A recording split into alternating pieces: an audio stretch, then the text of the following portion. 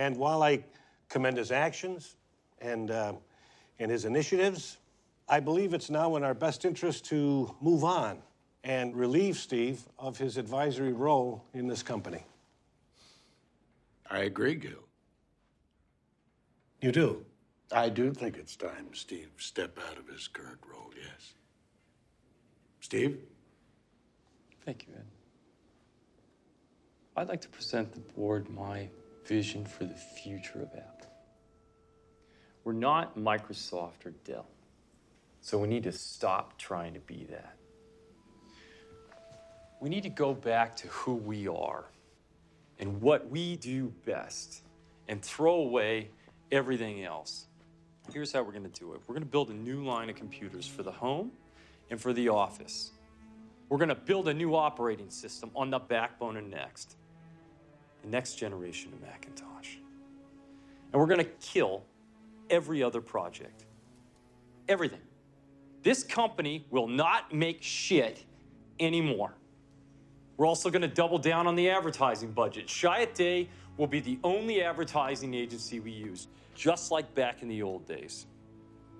In short, we're going to make Apple cool again.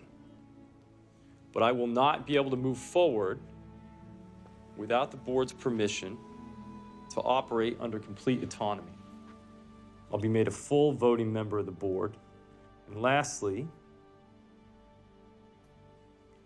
interim CEO. Now, hold on. I'm the CEO, and this is... Look, you put me in this position. Apple is like a ship with a hole in the bottom, and it's leaking water. And it's my job to make sure that we point this ship in the right direction. So why don't you let me do my job? All right, let's put this to a vote. Those in favor?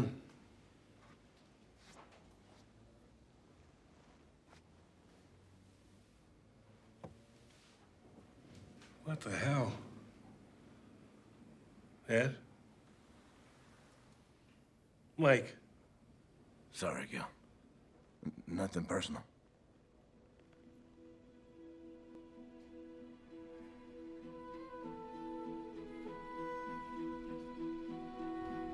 When you grow up, you tend to get told the world is the way that it is. Your life is just to live your life inside the world and try not to bash into the walls too much. But that's a very limited life.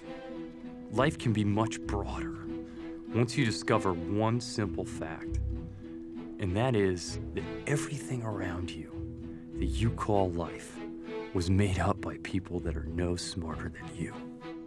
And you can change it. You can influence it. You can build your own things that other people can use. It's to shake off this erroneous notion that life is just there and you're just gonna live in it versus embrace it, change it, improve it, make your mark upon it. And once you learn that, you'll never be the same again. Put in our cash position. Mr. CEO. Mike. You wanted to talk to me? Welcome, please. Have a seat. Ed? Hey, Gareth. Mike. What's this? It's an opportunity. I haven't seen Bernard around for a few days. Where's Catherine and Delano? Mr. Lewis and Mrs. Hudson made a difficult decision easier by agreeing to step down from the board. Really? They both agreed to accept incredibly generous golden parachutes.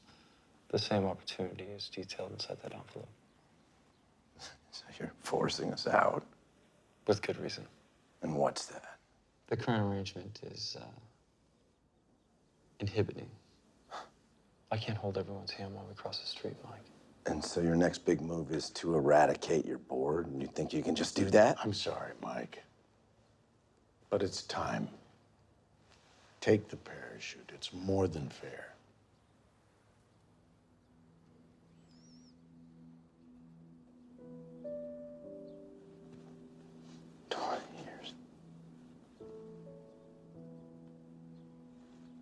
You know, I told myself myself I'd be out of here while I was still in my 30s.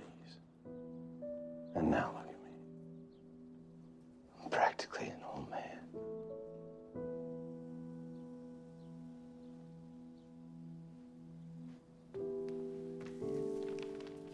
Gentlemen. Thanks, Mike.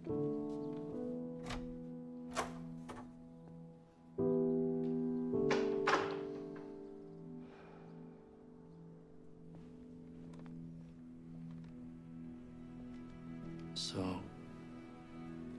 what are we gonna do now?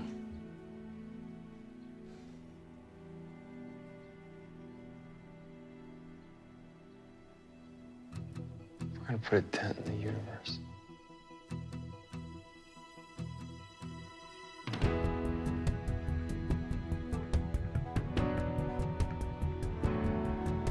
Here's to the crazy ones,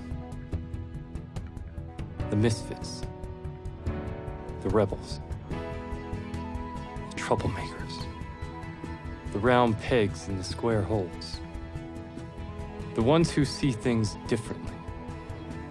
They're not fond of rules, and they have no respect for the status quo. You can quote them, disagree with them, glorify or vilify them. About the only thing you can't do is ignore them, because they change things. They push the human race forward. And while some may see them as the crazy ones, we seek genius. Because the people who are crazy enough to think they can change the world are the ones who do.